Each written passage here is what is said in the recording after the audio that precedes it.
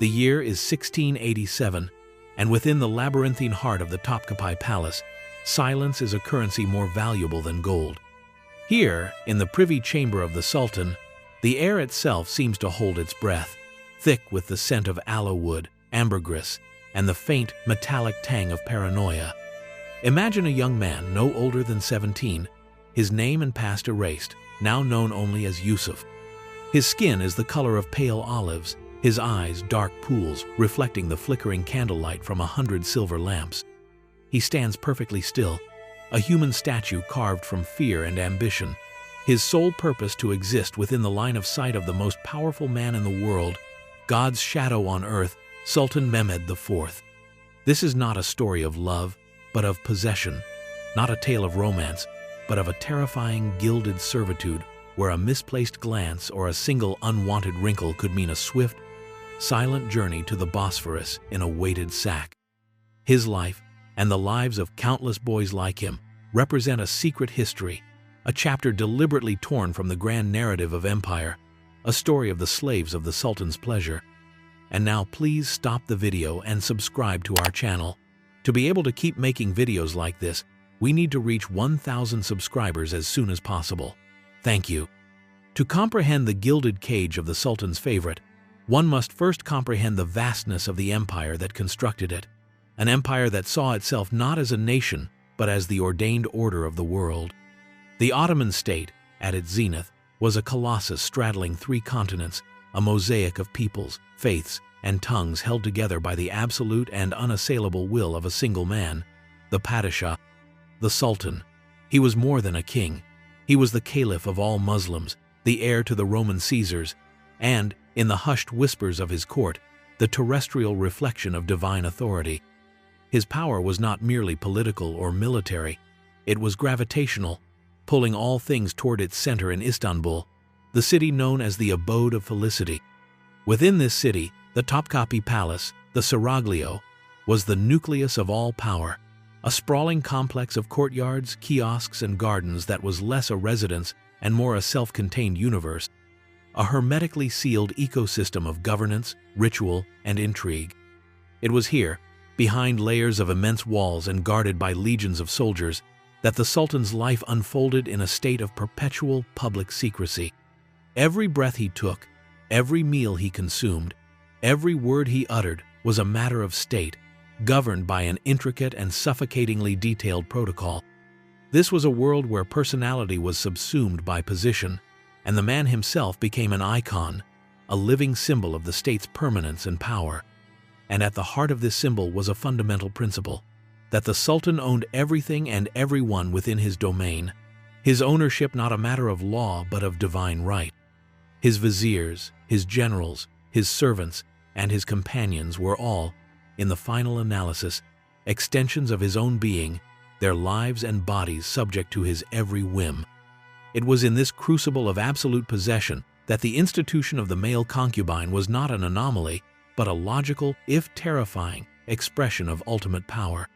The Sultan's desires were not mere personal appetites, they were the desires of the empire itself, and the empire would provide, no matter the human cost. When the Western mind conjures the image of the Ottoman court, it almost invariably drifts to the exotic, forbidden world of the harem, a place of jeweled odalisques, silken veils, and feminine intrigue. This vision, fueled by centuries of Orientalist fantasy, is not entirely false, but it is dangerously incomplete, for it ignores the harem's male counterpart, an institution just as vital, just as opulent, and in many ways, far more influential. This was the Enderun, the palace school, a world existing in parallel to the female harem, hidden within the same palace walls but governed by its own unique set of rules and horrors. If the harem was designed to produce heirs and satisfy the Sultan's carnal and domestic needs through beautiful women, the Enderun was designed to produce the empire's ruling class and satisfy his intellectual, artistic, and intimate needs through exceptionally gifted and beautiful boys. These youths, known as Isolenlar or boys of the interior, were not merely servants, they were the raw material from which the future grand viziers, governors, and generals of the Ottoman state would be forged. The school was a marvel of human engineering, a factory for producing a new kind of man, one whose loyalty was not to family, tribe, or homeland. For all of these had been systematically stripped from him but to the person of the Sultan alone. It was both a university of the highest caliber and a hothouse for cultivating personal devotion, a place where the lines between education, servitude, and intimacy blurred into non-existence. The boys of the Enderun were taught to be poets and warriors, musicians and mathematicians, assassins and administrators. They were polished like rare gems, their minds sharpened, their bodies perfected, all for the singular purpose of serving and pleasing their absolute master. This dual nature of the Enderun is the key to understanding the phenomenon of the male favorite. He was at once a potential statesman and a potential lover, a symbol of the empire's future and a vessel for the Sultan's most private desires. The path to power did not just run through the battlefield or the council chamber. It ran through the quiet, perfumed corridors of the Sultan's private apartments, a path open only to the most beautiful, the most intelligent, and the most obedient of these palace boys. The question of where these perfect specimens of manhood came from leads us down one of the darkest corridors of Ottoman statecraft to the institution known as the devshirme. This was the notorious blood tax or child levy, a system by which the empire harvested its future elite from the Christian peasant populations of its Balkan territories. Periodically, imperial officials would sweep through villages in Greece, Serbia, Bulgaria, and Albania, inspecting the sons of Christian families. The handsomest, strongest, and most intelligent boys, typically between the ages of 8 and 18, were taken from their parents by force. This was a calculated cruelty, a programmatic severing of roots designed to create a class of administrators and soldiers with no ties to anyone but the Sultan. The trauma of this moment is impossible to overstate. It was a kind of death. A boy would be torn from his home, his family weeping by the roadside, never to be seen by them again. He was loaded onto a cart and begun on a long, brutal journey to the imperial capital, a journey during which his name, his language, and his faith were scheduled for demolition. While the devshirme was the primary feeder system for the elite Janissary Corps and the broader civil administration, the palace itself had other, more direct avenues for acquiring its human treasures. War provided a constant stream of high-value captives, the sons of defeated nobles and princes. The slave markets of Istanbul, Alexandria, and Algiers teemed with human chattel from across the known world. Fair-skinned Circassians prized for their ethereal beauty, athletic Georgians, sensitive Persians. Imperial governors would send gifts of particularly beautiful youths as tribute, hoping to curry favor with the central court. Whether taken by force in a Balkan village or purchased like livestock in a sun-drenched market, the initial experience was the same: a violent dislocation, a total loss of agency, and the terrifying realization that one's body was no longer one's own. It was now a commodity, its value determined by the purity of its features, the grace of its movements, and its potential to please a distant, unseen master. This was the raw, weeping human clay that the empire would now mold into a perfect, gilded servant. The arrival in Istanbul was a shock to the system, a sensory and psychological assault from which a boy might never fully recover. For a youth torn from a rural village in the Balkans or the Caucasus, the imperial capital was another planet. Imagine the sight: a skyline pierced by a forest of minarets, the great dome of the Hagia Sophia dominating the horizon, the Golden Horn choked with the masts of ships from every corner of the Mediterranean and Black Seas. The air, unlike the clean scent of his mountain home, was a thick soup of smells: the brine of the sea, the aroma of roasting chestnuts and grilling fish, the overpowering sweetness of attar of roses sold in the bazaar, and the ever-present, underlying stench of 1,000,000 people living in close quarters. The sounds were a cacophony of calls to prayer from 100 mosques overlapping in the air, the clang of smiths' hammers, the babble of a dozen languages in the street, the creak of ox carts, and the shouts of merchants.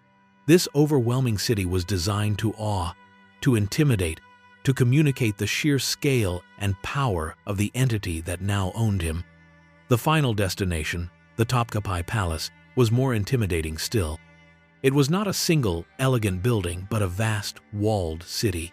Within a city, its gates guarded by stern-faced janissaries who seemed like giants. To pass through those gates was to leave the world behind.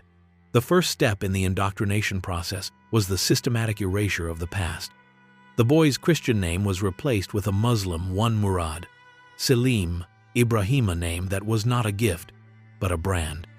He was forcibly converted to Islam, taught the basic tenets and prayers of a faith that was, until that moment, the religion of his oppressors.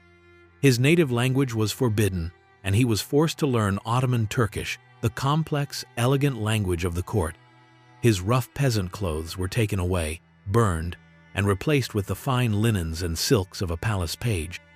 This was not just a change of scenery, it was a ritualized destruction of identity, a psychological flaying designed to leave the soul naked and receptive to a new, singular purpose: service to the Sultan. Once stripped of his past, the young Icholan was inducted into the Enderun Palace School, a world of almost monastic discipline and relentless education. This was not a place of idleness or simple servitude. It was an elite academy whose curriculum would be the envy of any European university of the time. The goal was to create a Renaissance man in the Ottoman mold, a polymath who was as deadly with a sword as he was with a line of poetry. The boy's days were rigidly structured from before dawn until after dusk, a cycle of prayer, study, and physical training. They learned to read and write in three of the most important languages of the Islamic world: Ottoman Turkish for administration, Persian for poetry and high culture, and Arabic for theology and law. Their minds were steeped in the great works of Persian poets like Hafez and Saadi, whose verses often celebrated the beauty of young men and the intoxicating nature of love. They studied mathematics, geography, law, and theology. But the education was not merely academic, it was intensely artistic. Each boy was expected to master a craft, a huner. Some became brilliant calligraphers, their hands trained to produce holy texts and imperial decrees of breathtaking beauty. Others became master musicians, learning the oud, the ni, or the tanbur, their purpose to fill the palace with melodies that could soothe the soul of a weary sultan. Still, others were trained in miniature painting, in leatherworking, in clockmaking, or in the art of gardening. This education served a dual purpose. On one hand, it equipped them with the skills necessary to become high-functioning administrators of a vast and complex empire. On the other hand, it made them into perfect companions.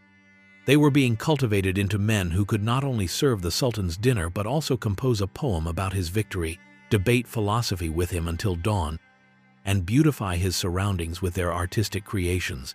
They were being turned into living works of art, their every talent and attribute polished for the appreciation of a single patron.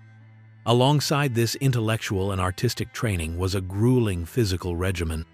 They were taught horsemanship, archery, and the use of the scimitar, ensuring that these delicate poets and musicians were also capable warriors, able to defend the Sultan's person if required.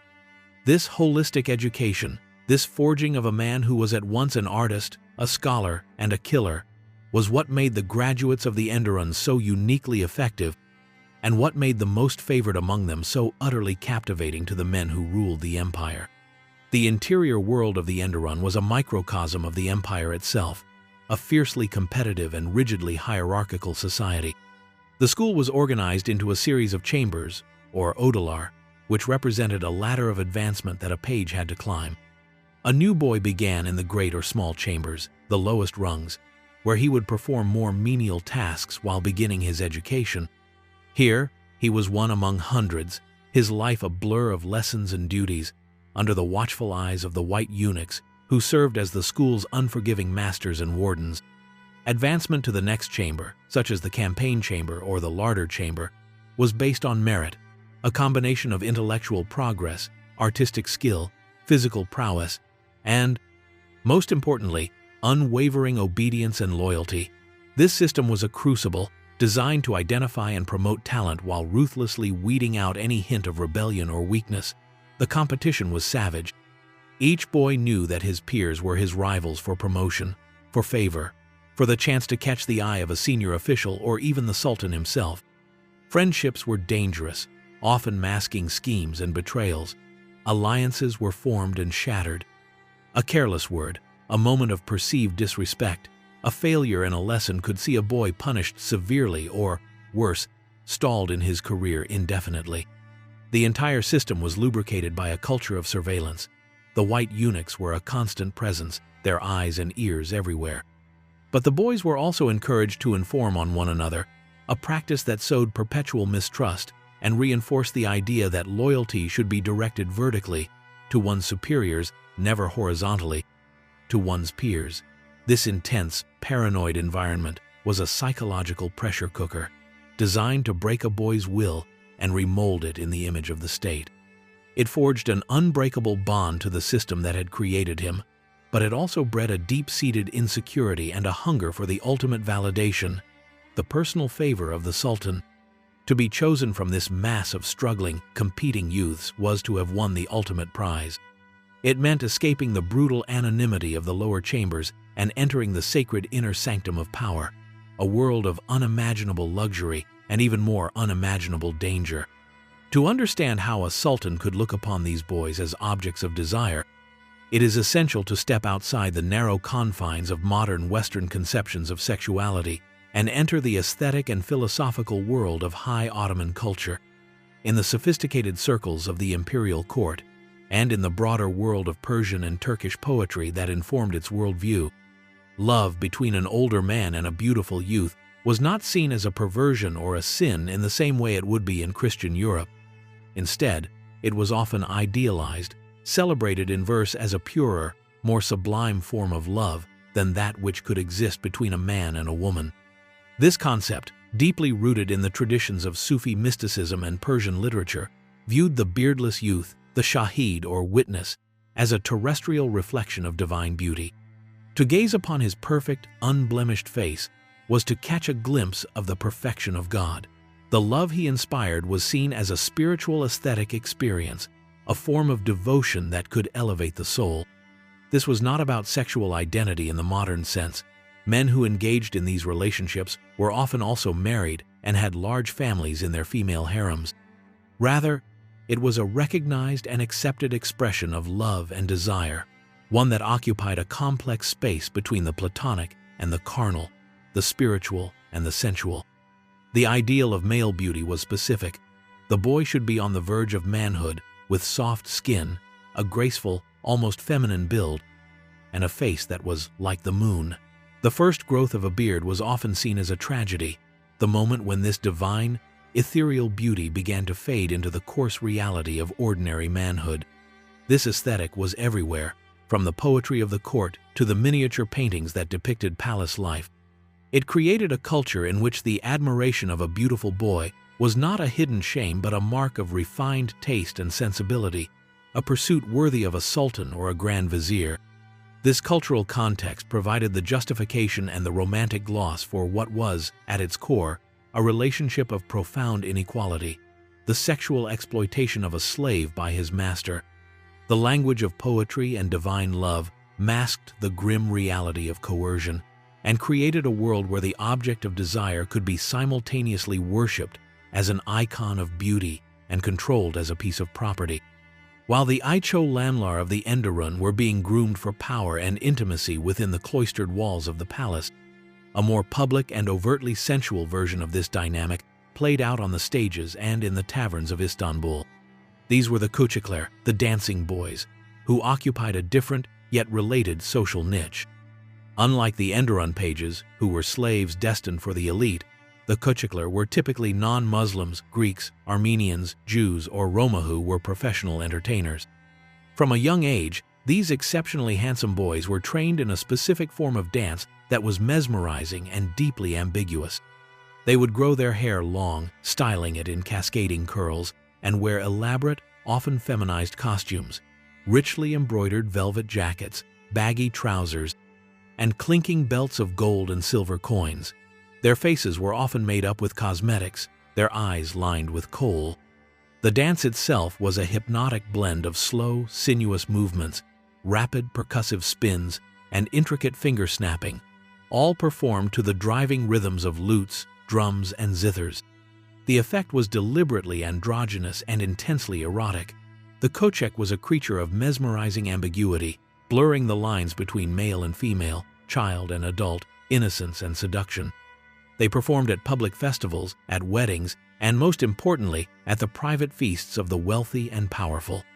A rich pasha or merchant would hire a troupe of Koçekler for an evening's entertainment, where, fueled by wine and music, the atmosphere could become thick with intoxicated desire.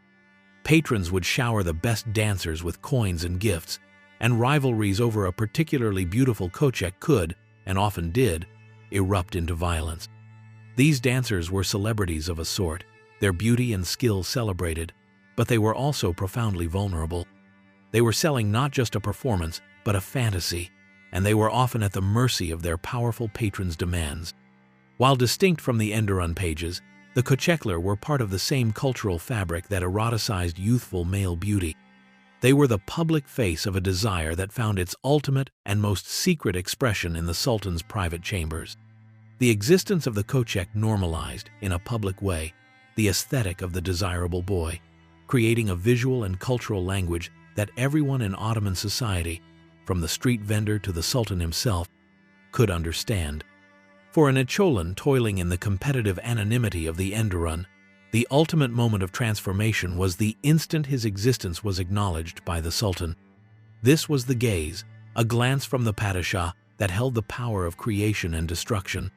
It could happen anywhere, during a review of the pages, at a court ceremony, or even by chance as the Sultan walked through the palace gardens. For a boy to be singled out, for the Sultan to ask his name or praise his skill in music or calligraphy, was a terrifying honor. It was the culmination of all his training, the fulfillment of the system's purpose. But it was also the moment he stepped onto a tightrope stretched over a canyon of fire. To be noticed was to be exposed, to attract not only the Sultan's favor but also the burning jealousy of every other page in the school, and indeed, of every other power player in the palace.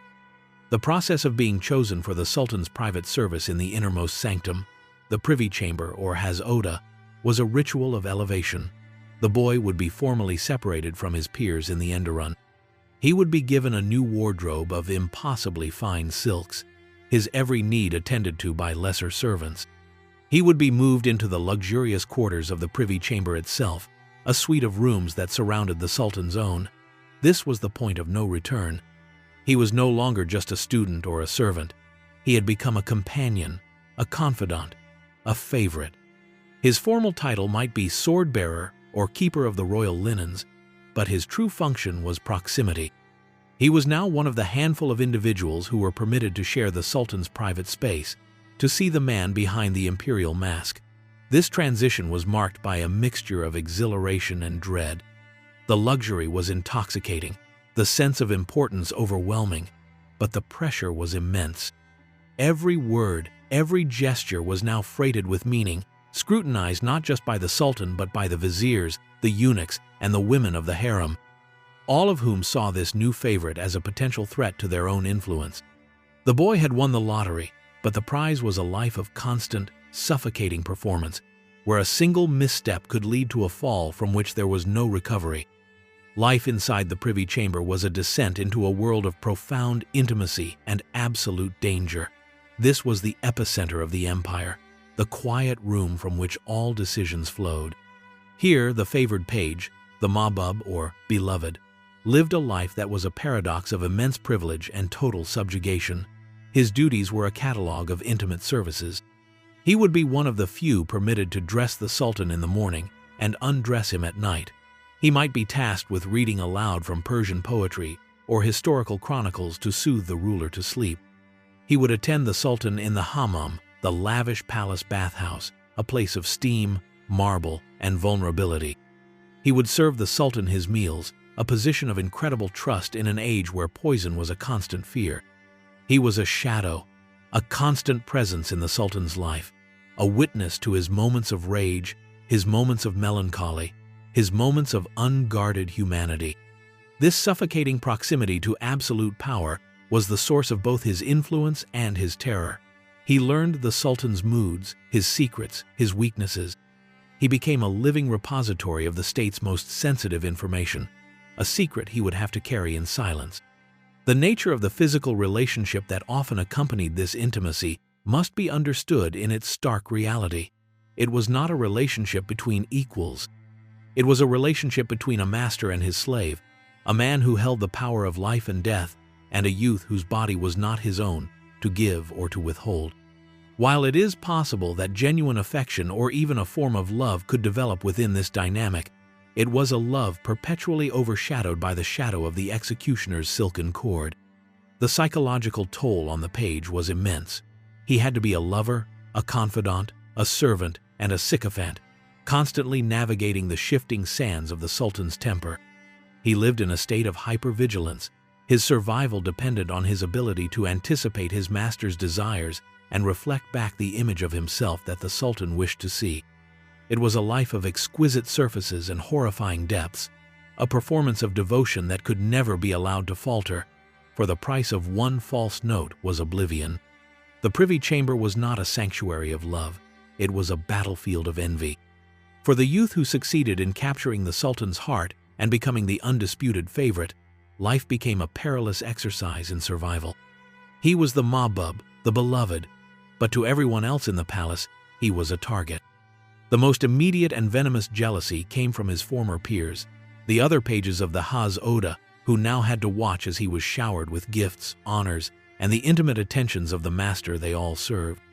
They would look for any sign of weakness, any mistake, any hint of arrogance that could be used to poison the Sultan's mind against him.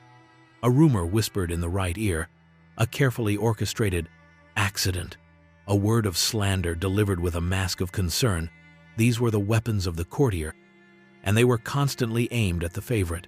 The threat also emanated from the powerful female harem, the Sultan's mother, the Valide Sultan, the chief consort, the Haseki, and the mothers of his other children saw the male favorite as a rival for the Sultan's affection, time, and, most importantly, his influence. He was a distraction from their own ambitions and the ambitions they held for their sons. They had their own networks of spies and allies, and they would not hesitate to use them to engineer the downfall of a boy who they felt was usurping their rightful place at the Sultan's side.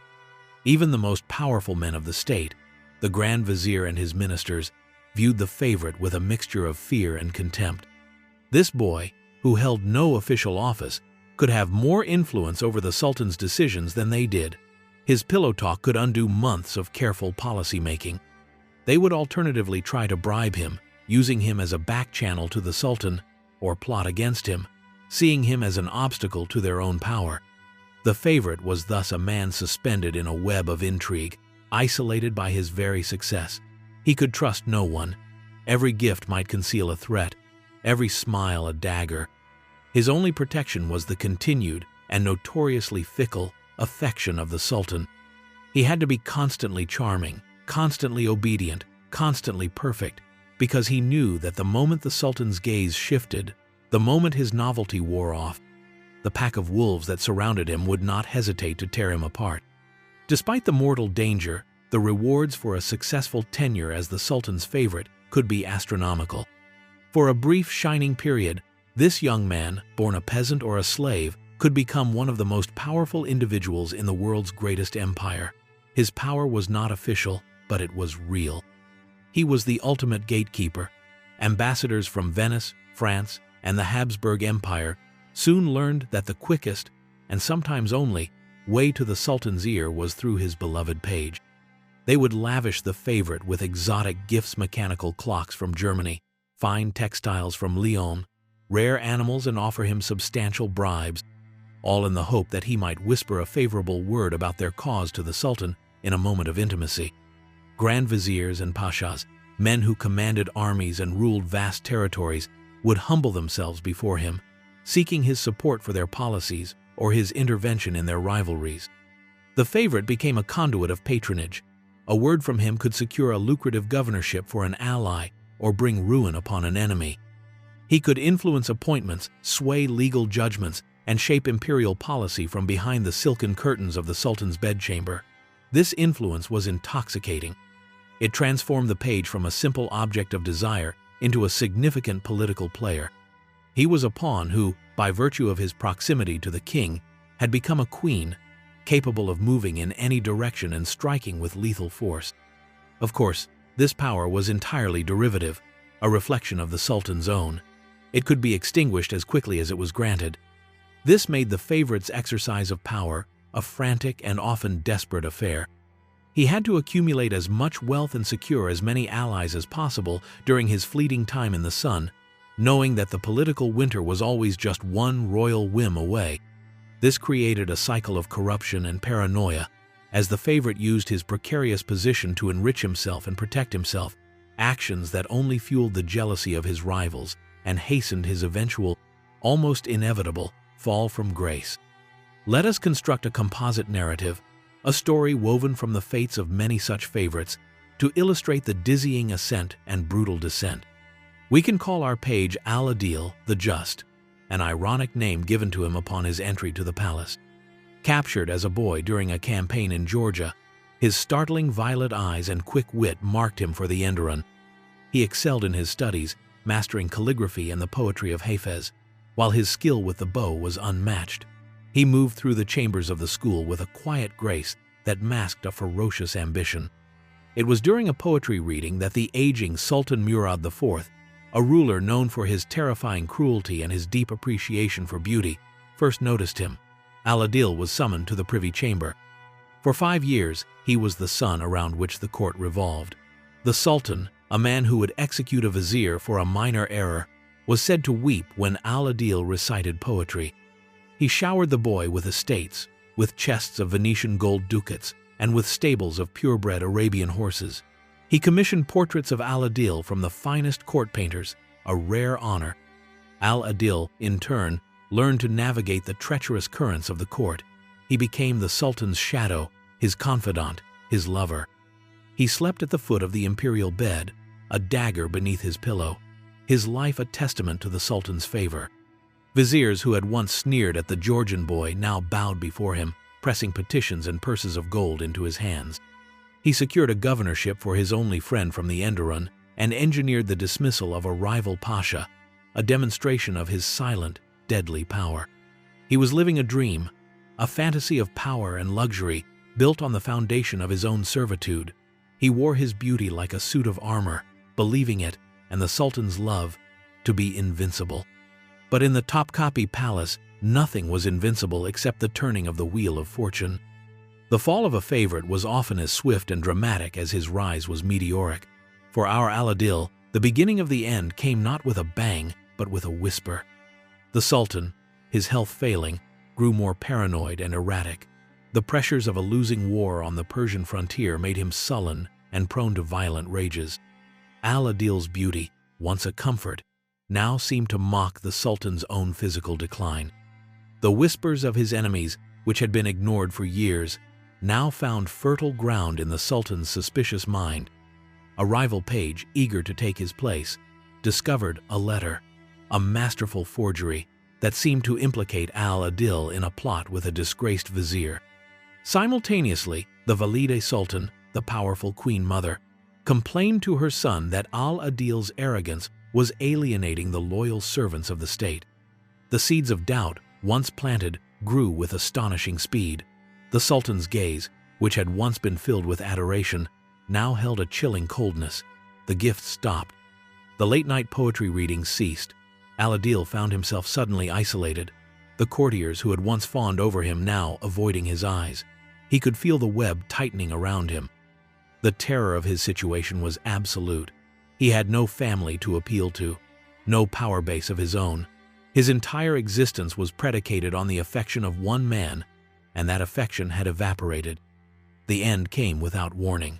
One evening, as he prepared for bed, the chief white eunuch entered his chambers, flanked by 2 imposing figures. These were the palace executioners, the Selatlar, men who were traditionally deaf-mutes, ensuring they could neither hear pleas for mercy nor repeat the last words of their victims. There was no trial, no accusation. His elevation had been a matter of the Sultan's whim, and his destruction would be the same. He was stripped of his silken robes, the symbols of his lost glory. A silken bowstring, the traditional method for executing high-ranking members of the court, so as not to spill royal-adjacent blood, was slipped around his neck. His last sight was not of the Sultan he had loved and feared, but of the impassive faces of the eunuch and the silent executioners, the brutal machinery of the state he had so briefly mastered. His body, like so many before him, was likely placed in a weighted sack and dropped unceremoniously into the dark, swirling currents of the Bosphorus, his brilliant career erased as if it had never been. The fate of a favored page was not always so grim, but it was always subject to the absolute will of the Sultan and the cruel passage of time. The primary enemy of the favorite was not just a rival or a vizier, but his own biology. The aesthetic that prized the beardless youth was unforgiving. The first shadow of a beard on the upper lip, the hardening of the jawline, the subtle coarsening of the skin, these were not signs of maturation, but symptoms of a terminal illness for his career. The moment a boy became a man, his specific value to the Sultan often evaporated. The empire, however, was a pragmatic entity. A talented and loyal individual, even one whose primary use had expired, was still an asset. For those favorites who managed to navigate the intrigues of the court and avoid a premature death, a form of graduation was possible. When they reached their mid-20s, they were often pensioned off with a lucrative and powerful position outside the palace. This was a golden parachute, a way of moving them out of the intimate sphere of the Sultan while still making use of their considerable education and experience. A former favorite might be appointed governor of a wealthy province in Egypt or Syria, or given command of a division of the army. He would be married off to a princess of the imperial house or the daughter of a powerful pasha, a move that integrated him formally into the ruling elite and drew a firm line under his previous role. He was now a statesman, a husband, a pillar of the establishment. His past life in the Privy Chamber became an unspoken secret, a chapter of his biography that everyone knew but no one mentioned. For the less fortunate, or the less talented, the end was obscurity. They might be given a minor administrative post in a provincial town, or simply a pension that allowed them to live comfortably but without influence, forever haunted by the memory of the power they once held. And for the unlucky few, those who fell from grace spectacularly like our Al-Adil, the only exit was death. The system that had created them, that had polished them like jewels, had no sentimentality about discarding them once they were no longer deemed perfect. The slow decline of this entire institution was a complex process, driven not by a single moral awakening, but by a confluence of political, social, and cultural shifts over centuries.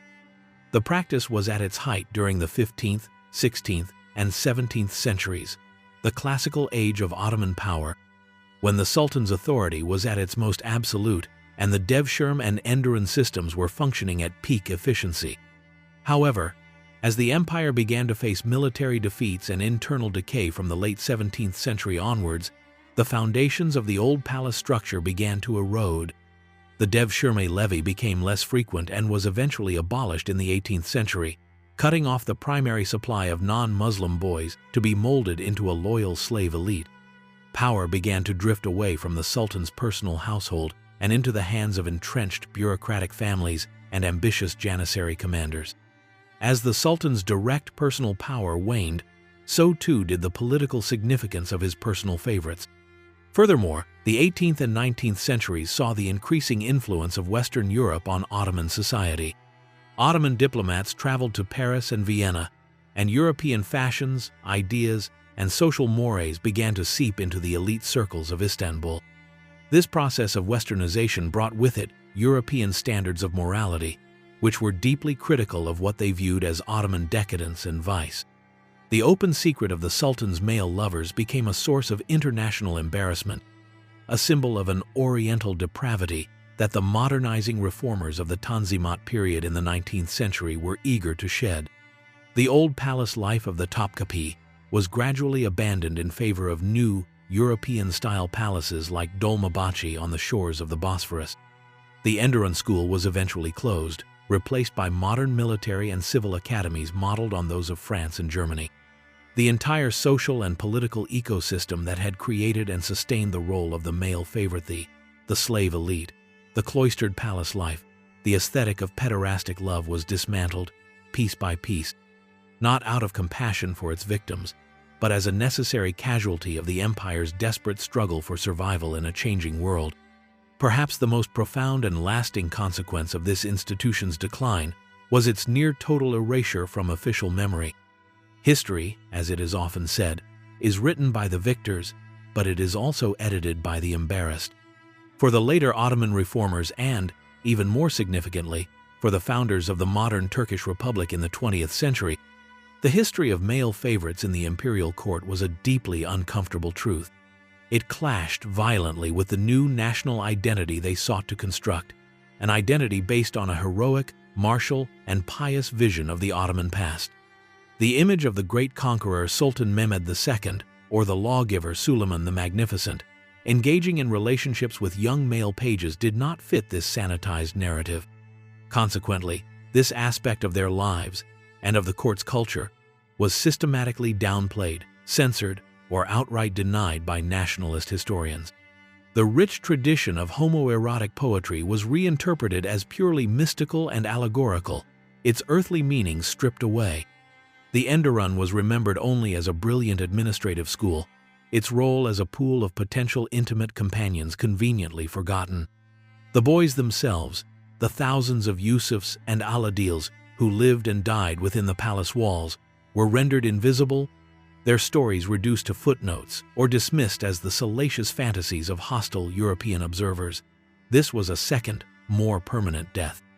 The executioner's cord ended a boy's life, but the historian's pen erased his very existence. This act of historical cleansing is a powerful reminder of how societies curate their own pasts, preserving the parts that affirm their desired self-image and burying those that challenge it. The secret life of the Sultan's male concubines became a ghost in the grand narrative of empire, a spectral presence that haunted the margins of history, a testament to the fact that the most effective way to control the present is to control the story of the past. We are left then with a story of profound and troubling paradoxes. It is the story of a gilded cage where the bars were made of gold and the food was ambrosia, but it was a cage nonetheless. It is the story of boys who were simultaneously educated to be geniuses and treated like property, their minds filled with the highest forms of art and literature, while their bodies were subject to the basest forms of exploitation. They were slaves who could rule an empire, living works of art whose lives were disposable. Their story forces us to confront the brutal nature of absolute power, its ability to warp human relationships and turn people into beautiful, tragic objects. It reveals the way in which societies can create elaborate cultural and artistic justifications, the language of sublime love, of divine beauty to mask systems of profound cruelty and coercion. This is not just a forgotten corner of Ottoman history, it is a timeless and universal drama about the intersection of power, desire, and vulnerability. The story of the Icholan is a stark reminder that throughout history, the bodies of the young and beautiful have often been the currency of the powerful, a resource to be harvested, polished, used, and discarded. As we walk through the now silent courtyards of the Topkapi Palace, a museum quieted by the passage of centuries, it is easy to forget that these walls were once a stage for such intense human dramas. But if we listen closely, we can almost hear the echoes, the faint sound of a lute from a distant chamber, the whisper of a poem, the rustle of silk, and the silent, desperate prayer of a beautiful boy who has just caught the eye of a sultan, praying for a long life he knows he will almost certainly not be granted.